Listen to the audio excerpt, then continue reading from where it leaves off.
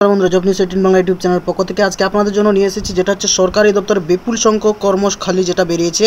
আপনারা এখানে লক্ষ্য করতে পারছেন মাধ্যমিক পাশে আবেদন করতে পারবেন।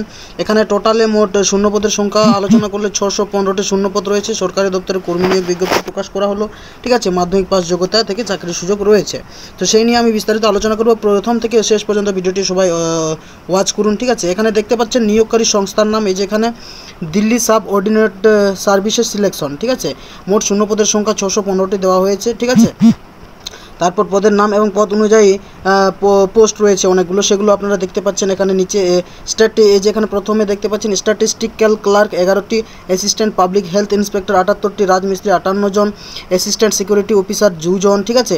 সেই রকম অনেকটি রয়েছে, প্রয়োজনে আপনারা স্ক্রিনশট করে নিতে পারেন। পদ অনুযায়ী নাম দেওয়া হয়েছে এবং সেটার পদ সংখ্যা কতজন সেখানে ভ্যাকেন্সি রয়েছে সেই নিয়ে কথা বলা হয়েছে। আপনারা এখানে দেখতে পাচ্ছেন নিজে। এবার এখানে একটা লক্ষ্য করে দেখুন, trainer, graduate teacher, special education টিচারের কথাও বলা হয়েছে 32 জন, মিউজিক টিচারের কথা বলা হয়েছে 3 জন, ঠিক আছে। এখানে ফরেস্ট গার্ড দেখতে পাচ্ছেন 52 জন, ঠিক আছে। সেই রকম অনেকগুলো পদ রয়েছে, পদ অনুযায়ী তাদের ভ্যাকেন্সি দেওয়া হয়েছে। যাই হোক, প্রয়োজনে আপনারা স্ক্রিনশট করে নিতে পারেন। এবার বয়সসীমার কথা যদি আপনারা লক্ষ্য করেন, এখানে সর্বনিম্ন 18 বছরের কথা বলা হয়েছে আর সর্বোচ্চ কোনো বয়স দেওয়া হয়নি। তারপর বেতন প্রক্রিয়া হচ্ছে কি, এখানে প্রতি পদে গ্রুপ অনুযায়ী পে লেভেল বেতন রয়েছে, ঠিক আছে, সেই অনুসারে দেওয়া হবে, ঠিক আছে।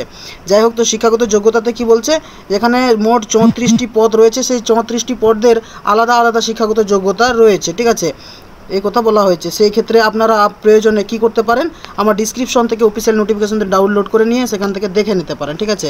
আবেদন প্রক্রিয়া হচ্ছে এই ওয়েবসাইটে গিয়ে আবেদন জানাতে হবে, ঠিক আছে।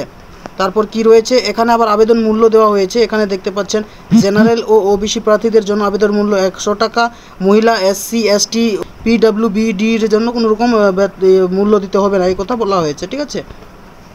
নিয়োগ প্রক্রিয়ার ক্ষেত্রে বলছে, প্রথমত সার্বিকভাবে একটি কম্পিউটার ভিত্তিক পরীক্ষা নেওয়া হবে, যার মধ্যে আবার নির্দিষ্ট পদের বিভিন্ন দক্ষতা এবং ট্রেড পরীক্ষা নেওয়া হবে, এই কথা বলা হয়েছে, ঠিক আছে। তারপর নিচে কি আবেদনের তারিখ এখানে দেখতে পাচ্ছেন, শুরু হচ্ছে 18 আগস্ট থেকে ফর্মটি ফিল আপের সময় দেওয়া হয়েছে এবং আবেদনের শেষ তারিখ হচ্ছে 16 সেপ্টেম্বর, ঠিক আছে। আর কি রয়েছে আমরা একটু দেখে নিই। সেরকম কিছু বিষয় নেই। আমি এখানে বলে রাখি যে যদি আপনাদের প্রয়োজন মনে হয় যে এই বিষয়ে আপনারা বিস্তারিত জানবেন, তাহলে আমার ডিসক্রিপশন থেকে অফিসিয়াল নোটিফিকেশনটি ডাউনলোড করে নিন এবং সেখান থেকে আপনি নিজের মতো করে অবগত হয়ে যান, ঠিক আছে। আজকের ভিডিও এখানেই সমাপ্ত করছি। ভালো থাকবেন, সুস্থ থাকবেন, দেখা হবে নেক্সট ভিডিওতে।